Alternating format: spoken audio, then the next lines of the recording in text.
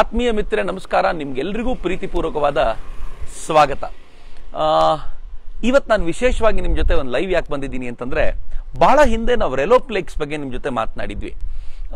ನಮ್ಮ ಕರ್ನಾಟಕದ ಬೇರೆ ಬೇರೆ ಭಾಗಗಳಲ್ಲಿರುವಂತಹ ಅತ್ಯಂತ ವಿಶಿಷ್ಟ ಸ್ಥಾನಗಳು, ನೀವು ನೋಡಲೇಬೇಕಾದ, ನಿಮಗೆ ಪರಿಚಯ ಆಗಲೇಬೇಕಾಗಿರುವಂತಹ ಜಾಗಗಳಲ್ಲಿ ನಾವು ರೆಲೋಪ್ಲೇಕ್ಗಳನ್ನು ಹಾಕಿದ್ವಿ. ರೆಲೋಪ್ಲೇಕ್ಸ್ ಅಂತಂದ್ರೆ ರೆಡ್ ಅಂಡ್ ಯೆಲ್ಲೋ, ಕನ್ನಡದ ಬಾವುಟದ ಆ ಬಣ್ಣ ಇರುವಂತಹ ಪ್ಲೇಕ್ಗಳನ್ನು ಅನೇಕ ಕಡೆ ಹಾಕಿದ್ವಿ.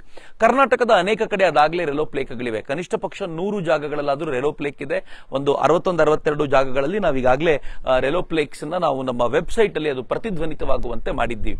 ಇವತ್ತು ನಾನು ಬೆಂಗಳೂರು ನಗರದಲ್ಲಿರುವಂತಹ ಒಂದು ವಿಶೇಷವಾದ ಜಾಗಕ್ಕೆ ನಿಮ್ಮನ್ನು ಕರ್ಕೊಂಡು ಬಂದಿದ್ದೀನಿ. ಅಲ್ಲಿ ಇವತ್ತು ನಾವು ರೆಲೋ ಪ್ಲೇಕ್ ಹಾಕ್ತಾ ಇದ್ದೀವಿ. ಆ ಜಾಗ ಭಾರತ ದರ್ಶನ ಅಂತ. ವಿಚಿತ್ರವಾಗಿದೆಯಲ್ವಾ?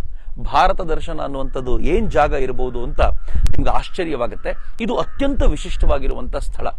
ಯಾವ ಪುರಾಣದ ಸಾಹಿತ್ಯಗಳನ್ನಾಗ್ಲಿ ಅಥವಾ ಈ ರಾಷ್ಟ್ರದ ಅತ್ಯಂತ ಶ್ರೇಷ್ಠ ಆದರ್ಶ ಪುರುಷರಾಗಿರುವಂತಹ ರಾಮಕೃಷ್ಣರ ಕುರಿತಂತ ರಾಮಾಯಣ ಮತ್ತು ಮಹಾಭಾರತಗಳನ್ನ, ಹರಿಶ್ಚಂದ್ರನ ಕುರಿತಂತ ಹರಿಶ್ಚಂದ್ರ ಸಾಹಿತ್ಯಗಳನ್ನ, ಇವುಗಳನ್ನೆಲ್ಲವನ್ನೂ ಕೂಡ ಸಮಾಜಕ್ಕೆ ಕಳೆದ 6-7 ದಶಕಗಳಿಂದ ನಿರಂತರವಾಗಿ ತಲುಪಿಸ್ತಾ ಇರುವಂತ ಅಪರೂಪದ ಮನೆ ಎದುರಿಗೆ ನಾವು ನಿಂತ್ಕೊಂಡಿದ್ದೀವಿ. ಈ ಮನೆಯ ಹಿಸ್ಟ್ರಿ ಬಹಳ ದೊಡ್ಡದ್ದೇನಲ್ಲ. 63 ವರ್ಷಗಳಿಂದ ನಡೀತಾ ಇರುವಂತ ಕೆಲಸ ಇದು. ಹೀಗಾಗಿ ಹಿಸ್ಟ್ರಿ ಬಹಳ ದೊಡ್ಡದಲ್ಲದೆ ಹೋದ್ರೂ ಮಾಡ್ತಾ ಇರುವ ಕೆಲಸ ಅಗಾಧವಾದ್ದರಿಂದ ಆ ಜಾಗಕ್ಕೆ, ಈ ಜಾಗದಲ್ಲಿ ನಾವು ಒಂದು ರೆಲೋ ಪ್ಲೇಕ್ ಅನ್ನು ಹಾಕ್ತಾ ಇದ್ದೇವೆ. ನಿಮ್ಗೆಲ್ರಿಗೂ ಶ್ರೀ ಶ್ರೀ ರಂಗಪ್ರಿಯ ಸ್ವಾಮೀಜಿಗಳು ಗೊತ್ತಿರಬಹುದು. ರಂಗಪ್ರಿಯ ಸ್ವಾಮೀಜಿಗಳೊಂದಿಗೆ ಈ ಮನೆಯ ಹಿರಿಯರು ಸಹಪಾಠಿಗಳಾಗಿದ್ದಂಥವ್ರು. ಕೌಶಿಕ್ ಅಂತ ಅವರ ಹೆಸರು. ಅವರು ವಿಕ್ರಮ ಪತ್ರಿಕೆಗೆ ಲೇಖನಗಳನ್ನು ಕೂಡ ಬರಿತಾ ಇದ್ರು. ಮಹಾಭಾರತದಲ್ಲಿರುವಂತಹ ಅನೇಕ ವಿಶೇಷ ವಿಚಾರಗಳನ್ನ, ಅದರಲ್ಲೂ ಸೂಕ್ಷ್ಮ ಸಂಗತಿಗಳನ್ನ ಹೆಕ್ಕಿ ಲೇಖನ ಬರೀತಿದ್ರು. ಆಗ ಪರಮ ಪೂಜ್ಯರಾಗಿರುವಂತಹ ರಂಗಪ್ರಿಯ ಸ್ವಾಮೀಜಿಗಳು ಅವರಿಗೆ ಹೇಳಿದ್ರಂತೆ, ಈ ತರದೊಂದು ಕೆಲಸವನ್ನ ನೀನು ಮಾಡಬೇಕು, ಇದು ನಿನ್ನ ಜೀವನ ವ್ರತವಾಗಬೇಕು ಅಂತ. ಆಗ ಅವರ ಜೀವನ ವ್ರತವನ್ನ ತೆಗೆದುಕೊಂಡು ರಾಮಾಯಣ ಮತ್ತು ಮಹಾಭಾರತವನ್ನ ಹೆಚ್ಚು ಜನರಿಗೆ ಮುಟ್ಟಿಸುವಂತ ಭಾರತ ದರ್ಶನ ಪ್ರಕಾಶನವನ್ನ ಶುರು ಮಾಡಿದ್ರು. ಶುರು ಮಾಡುವಾಗಲೇ ಸ್ಪಷ್ಟವಾದ ಕಲ್ಪನೆ ಏನಿತ್ತು ಅಂತಂದ್ರೆ, ಅತ್ಯಂತ ಕಡಿಮೆ ಬೆಲೆಗೆ ಪುಸ್ತಕಗಳನ್ನ ಕೊಡಬೇಕು ಅಂತ.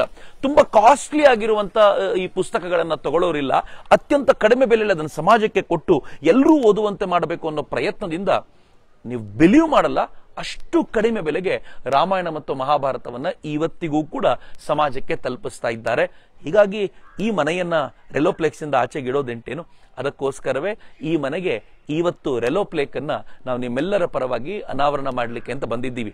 ಇವತ್ತು ನಮ್ಮ 2ನೇ ಹಂತದ ರೆಲೋ ಪ್ಲೇಕ್ ನ ಕೆಲಸ ಶುರುವಾಗುತ್ತೆ ಅಷ್ಟೇ. ಇದಾದ ನಂತರ ನಿರಂತರವಾಗಿ ರಾಜ್ಯಾದ್ಯಂತ ಅನೇಕ ಸ್ಥಳಗಳಲ್ಲಿ ಈ ರೆಲೋ ಪ್ಲೇಕ್ ಗಳನ್ನು ಹಾಕ್ತಾ ಇದ್ದೀವಿ. ರೆಲೋ ಪ್ಲೇಕ್ ಹಾಕಿದಾಗಲೆಲ್ಲ ಲೈವ್ ಬಂದು ನಿಮಗೆ ಈ ವಿಚಾರವನ್ನು ತಿಳಿಸ್ತೀವಿ. ಯಾಕೆ ಇದನ್ನ ನಿಮ್ ಜೊತೆ ಹಂಚ್ಕೊಳ್ತಾ ಇದ್ದೀನಿ ಅಂತಂದ್ರೆ, ಯಾವ್ಯಾವ ಊರಿಗೆ ನೀವು ಹೋಗ್ತಿರೋ ಈ ರೆಲೋ ಪ್ಲೇಕ್ ನೋಡಿದ್ ನೆನಪಿದ್ರೆ ಆ ಜಾಗಕ್ಕೆ ಹೋಗಿ ಬನ್ನಿ. ಆ ಜಾಗದಲ್ಲಿರುವಂತಹ ಹಿರಿಯರನ್ನ, ಆ ಜಾಗದಲ್ಲಿ ಈಗಿರೋ ಜನರನ್ನ ಮಾತನಾಡಿಸ್ಕೊಂಡು ಬನ್ನಿ. ಕೆಲವೊಂದ್ಸಲ ದೇವಸ್ಥಾನಗಳಿರ್ಬೋದು, ಕೆಲವೊಂದು ಬ್ರಿಡ್ಜ್ ಇರ್ಬೋದು, ಈ ತರದ ಕೆಲವು ಮನೆಗಳಿರ್ಬೋದು. ಇಲ್ಲಿಗೆ ಬಂದು ನೀವು ಮಾತನಾಡ್ಕೊಂಡು ಹೋಗ್ತೀರಾ ಅಂತಂದ್ರೆ ಅದೊಂದು ಶಕ್ತಿ ತುಂಬಿದಂತಾಗತ್ತೆ ಅಂತ. ಬನ್ನಿ, ಆಗಿದ್ರೆ ಇವತ್ತು ರೆಲೋ ಪ್ಲೇಕ್ ನಲ್ಲಿ ನಾನು, ನೀವು ಎಲ್ಲರೂ ಸೇರ್ಕೊಂಡು ಅನಾವರಣ ಮಾಡುವ ಪ್ರಯತ್ನ ಮಾಡೋಣ. ನಿಮ್ಗಾಗಿ ಇವತ್ತಿನ ಈ ರೆಲೋ ಪ್ಲೇಕ್ ನ ಅನಾವರಣದ ಕಾರ್ಯಕ್ರಮ.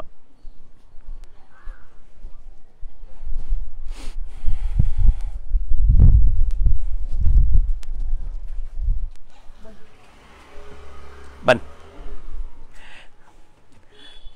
ನಮ್ಮೊಂದಿಗೆ ಶ್ರೀ ಹರಿಯವರು ಇದ್ದಾರೆ. ಅವರು ಆರಂಭದಿಂದಲೂ ಕೂಡ ಈ ರೆಲೋ ಪ್ಲೇ ಅಥವಾ ಈ ನಮ್ಮ ರಾಮಾಯಣ ಮತ್ತು ಮಹಾಭಾರತಗಳ ಏನು ಪುಸ್ತಕ ನೀವು ನೋಡ್ತೀರೋ ಅದರ ಎಡಿಟರ್ ಆಗಿದ್ದವರು ಅಂತ ಹೇಳಿದ್ರೆ ತಪ್ಪಾಗ್ಲಿಕ್ಕಿಲ್ಲ.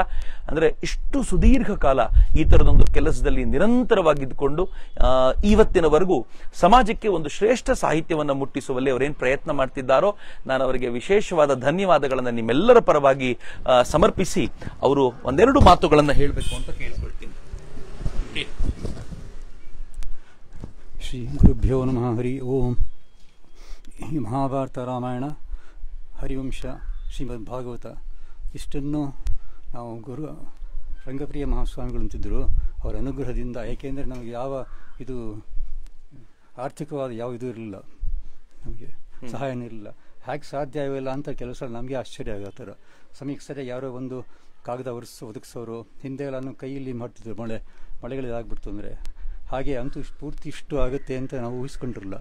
ಇದು ಗುರುಕೃಪೆ, ದೈವ ಕೃಪೆ. ನಿಸ್ಸಂಶಯವಾಗಿ ಗುರುವಿನ ಕೃಪೆ ಇತ್ತು ಮತ್ತು ಗುರುವಿನ ಮಾತನ್ನ ಶ್ರದ್ಧೆಯಿಂದ ನಡೆಸುವಂತ ನಿಮ್ಮಂತ ಶಿಷ್ಯರು ಕೂಡ ಅಷ್ಟೇ ಪ್ರೀತಿಯಿಂದ ನಡೆಸಿದ್ರಿ ಅಂತ ನಾನು ಭಾವಿಸ್ತೀನಿ. ಮಿತ್ರರೇ, ಆ ಹಿರಿಯರು ಇವತ್ತು ಈ ರೆಲೋ ಪ್ಲೇಕ್ ನ ಯುವ ಬ್ರಿಗೇಡ್ ನ ಮತ್ತು ನಿಮ್ಮೆಲ್ಲರ ಅಚ್ಚುಮೆಚ್ಚಿನ ಈ ರೆಲೋ ಪ್ಲೇಕ್ ಅನ್ನ ಆ ಹಿರಿಯರು ಈಗ ಅನಾವರಣ ಮಾಡ್ತಾರೆ. ದಯವಿಟ್ಟು ನಮ್ಮ ಜೊತೆ ಭಾಗಿಯಾಗಿ ಬನ್ನಿ. ಇಲ್ಲೇ ಇಲ್ಲಿಂದ ಇದನ್ನ ಅನಾವರಣ ಮಾಡಿ. ಹೀಗಿದನ್ನ ಹೇಳಿದ್ರೆ ಆಯ್ತು. ಮೇಲಿಂದ ಹೇಳ್ಕೊಮ್ಮ. ಫೈನ್. ಅದರ ಮೇಲೆ ಏನು ಬರೆದಿದೆ ಅಂತಂದ್ರೆ, ಮಹಾಕಾವ್ಯಗಳನ್ನು ಅನೂಚಾನವಾಗಿ ಕನ್ನಡಿಗರಿಗೆ ತಲುಪಿಸುವ ಉದ್ದೇಶದಿಂದ ಹುಟ್ಟಿಕೊಂಡಿದ್ದು ಭಾರತ ದರ್ಶನ ಅಂತ. ಮಹಾಕಾವ್ಯಗಳನ್ನ ನಿರಂತರವಾಗಿ ತಲುಪಿಸಬೇಕು ಅಂತ. ಇವತ್ತು ಕೂಡ ಇಷ್ಟು ಕಾಗದದ ಬೆಲೆ ಏರಿದೆ, ಪ್ರಿಂಟಿಂಗ್ ಕಾಸ್ಟ್ ಜಾಸ್ತಿ ಆಗಿದೆ, ಓದುವ ಭಿನ್ನ ಭಿನ್ನ ಸ್ವರೂಪಗಳು ಬಂದಿವೆ. ಅಷ್ಟಾದರೂ ಕೂಡ ಅವರ ಪ್ರಯತ್ನ ಮಾತ್ರ ನಿಂತಿಲ್ಲ. ಬನ್ನಿ, ನಾನು ನಿಮ್ಮನ್ನ ಒಳಗೆ ಕರ್ಕೊಂಡು ಹೋಗ್ತೀನಿ. ಅಲ್ಲಿ ಆ ಪುಸ್ತಕಗಳ ಎದುರಿಗೆ ಅವರ ಮಕ್ಕಳು, ಕೇಶವ್ ಅವರ ಮಕ್ಕಳು, ಇವತ್ತಿಗೂ ಕೂಡ ಕೌಶಿಕ್ ಅವರ ಮಕ್ಕಳು ಹೇಗೆ ಇವತ್ತು ಈ ಕೆಲಸವನ್ನ ನಡೆಸ್ಕೊಂಡು ಬಂದಿದ್ದಾರೆ ಅನ್ನೋದನ್ನ ನಾವು ನೋಡೋಣ. ಬನ್ನಿ.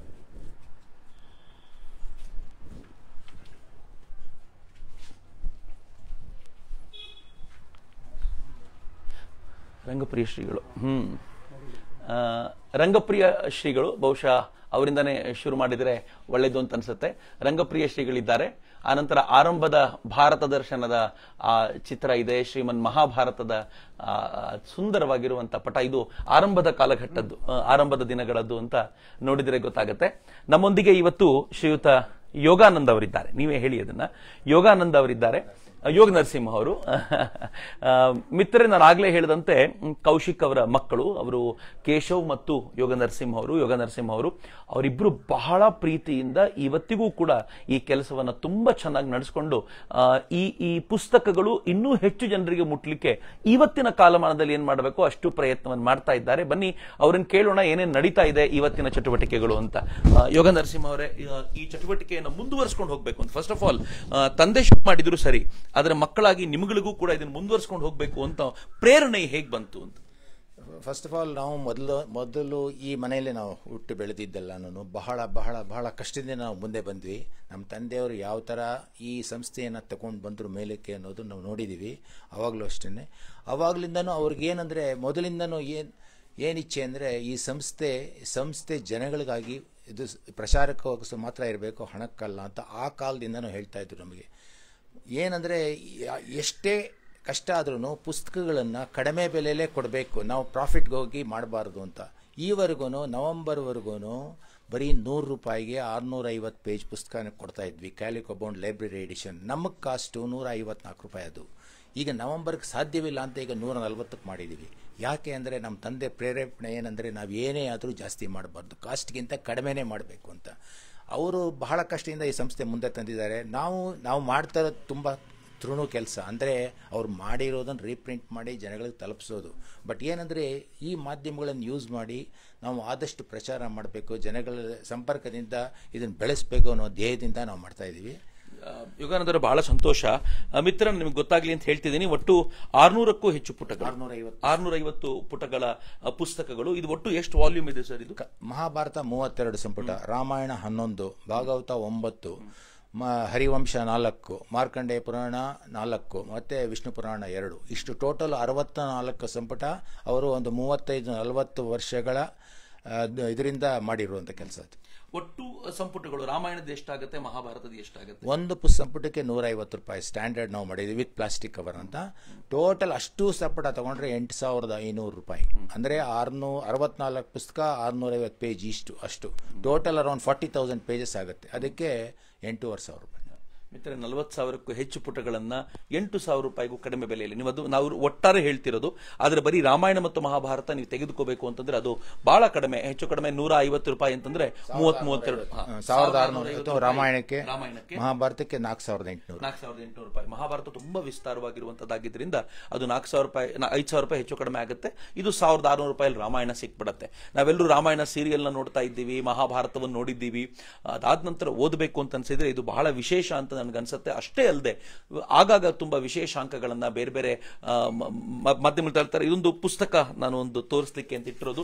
ಅಷ್ಟೂ ಪುಸ್ತಕಗಳು ಅಲ್ಲಿವೆ. ಪುಸ್ತಕ ಪ್ರಕಾಶನ ಅನ್ನೋದು ತುಂಬಾ ಕಠಿಣವಾಗಿರುವಂತಹ ಸಂದರ್ಭದಲ್ಲೂ ಕೂಡ ಅವರದನ್ನ ತರ್ತಾರೆ. ಹಾಗೆ ಭಾರತ ದರ್ಶನ ಅನ್ನುವಂತ ವಿಶೇಷ ಅಂಕಗಳನ್ನ ವರ್ಷಕ್ಕೊಂದು ಬಾರಿ ಅವರದನ್ನ ತರ್ತಾರೆ. ಅದರ ಮೇಲೆ ತುಂಬಾ ವಿಶೇಷವಾದ ಪ್ರಯತ್ನವಾಗುತ್ತೆ. ನಾನು ಇದರಲ್ಲಿ ಶಿಕ್ಷಣಕ್ಕೆ ಸಂಬಂಧಪಟ್ಟಂತ ಬೇರೆ ಬೇರೆ ವಿಚಾರಗಳಿಗೆ ಸಂಬಂಧಪಟ್ಟಂತ ಇಲ್ಲಿ ನಮಗೆ ದಾನ ಮಹಿಮಾ ಅಂಕ ಅಂತ, ದಾನದ ಮಹಿಮೆ ಏನು ಅಂತ ತಿಳಿಸುವಂತ ಅಂಕ, ವೇದ ಅಂಕ ಅಂತ ಒಂದಿದೆ, ವೇದದ ಕುರಿತಂತ, ಈ ತರ ಪ್ರತಿ ಬಾರಿಯೂ ಕೂಡ ಒಂದು ವಿಶೇಷವಾದ ವಿಚಾರವನ್ನ ಹೊತ್ತುಕೊಂಡು ಭಾರತ ದರ್ಶನದ ಈ ವಿಶೇಷಾಂಕ ಬರುತ್ತೆ. ಇದುವರೆಗೂ 24 ವಿಶೇಷಾಂಕಗಳನ್ನ ತರಲಾಗಿದೆ. ಇವೆಲ್ಲ ಪ್ರಯತ್ನವನ್ನ ಮಾಡ್ತಾ ಇರುವಂತ ಒಂದು ಪುಟ್ಟ ಜಾಗ. ನಮಗಂತೂ ಬಹಳ ಹೆಮ್ಮೆ ಇದೆ, ರೆಲೋ ಪ್ಲೇಕ್ ಇಲ್ಲಿ ಹಾಕಿದೀವಿ ಅಂತ. ಆ ಹೆಮ್ಮೆ 100 ಪಟ್ಟು ಆಗೋದು ಯಾವಾಗ ಅಂತಂದ್ರೆ ನೀವು ಯಾವಾಗಲಾದ್ರೂ ಬಂದು ಇಲ್ಲಿಂದ ಪುಸ್ತಕಗಳನ್ನ ತೆಗೆದುಕೊಂಡು ಹೋದಾಗ, ಅಥವಾ ನಿಮ್ಮ ಜೊತೆಯಲ್ಲಿರುವಂತವರಿಗೆ ಈ ತರದ ಪುಸ್ತಕ ಸಿಗುವಂತ ಒಂದು ಜಾಗ ಇದೆ. ಅವರು ದುಡ್ಡಿಗೋಸ್ಕರ ಈ ಕೆಲಸ ಮಾಡ್ತಾ ಇಲ್ಲ, ಸಮಾಜಕ್ಕೆ ಒಂದು ಶ್ರೇಷ್ಠ ಚಿಂತನೆಯನ್ನ ಕೊಡಬೇಕು ಅಥವಾ ಪರಂಪರೆಯನ್ನು ಉಳಿಸಬೇಕು ಅನ್ನುವ ಏಕಮಾತ್ರ ದೃಷ್ಟಿಯಿಂದ ಈ ಕೆಲಸವನ್ನು ಮಾಡ್ತಾ ಇದ್ದಾರೆ. ತಂದೆ ಶುರು ಮಾಡಿದ್ದನ್ನ ಆ ಪರಂಪರೆಯನ್ನ ಮಕ್ಕಳು ಕೂಡ ಮುಂದುವರಿಸಿಕೊಂಡು ಹೋಗಿದ್ದಾರೆ ಅನ್ನೋದು ನಮಗೆ ಕೇಳಲಿಕ್ಕೆ ಮತ್ತು ಹೇಳಲಿಕ್ಕೆ ಬಹಳ ಸಂತೋಷವಾದ ಸಂಗತಿ. ಬಹಳ ಹೆಮ್ಮೆಯಿಂದ ರೆಲೋ ಪ್ಲೇಕ್ ಅನ್ನ ಇಲ್ಲಿಗೆ ಹಾಕ್ತಾ ಇರೋದಕ್ಕೆ ನಮಗೆ ಬಹಳ ಹೆಮ್ಮೆ ಇದೆ ಮತ್ತು ಬಹಳ ಪ್ರೀತಿಯಿಂದ ಅದನ್ನ ಸಮಾಜಕ್ಕೆ ಸಮರ್ಪಿಸ್ತಾ ಇದ್ದೀವಿ. ಯೋಗಾನಂದ ಅವರಿಗೆ ಮತ್ತು ಶ್ರೀ ಶ್ರೀ ಹರಿ ಅವರಿಗೆ ನಾನು ಅತ್ಯಂತ ಶ್ರದ್ಧಾಪೂರ್ವಕವಾದ ನಮನಗಳನ್ನು ಸಮರ್ಪಿಸ್ತೀನಿ. ಈ ಕೆಲಸ ಹೀಗೆ ನಡೀತಾ ಇರಲಿ, ನಮ್ಮೆಲ್ಲರ ಸಹಕಾರ ಜೊತೆ ಇದೆ ಅಂತ ಹೇಳಲಿಕ್ಕೆ ನಾನು ಇಚ್ಛೆ ಪಡ್ತೀನಿ. ಧನ್ಯವಾದಗಳು. ನಮಸ್ತೆ. ಧರ್ಮ ಪ್ರಚಾರ ಅಂತ ಮಾಡಿ, ಧರ್ಮ ಪ್ರಚಾರಕ್ಕೆ ಮುಖ್ಯ.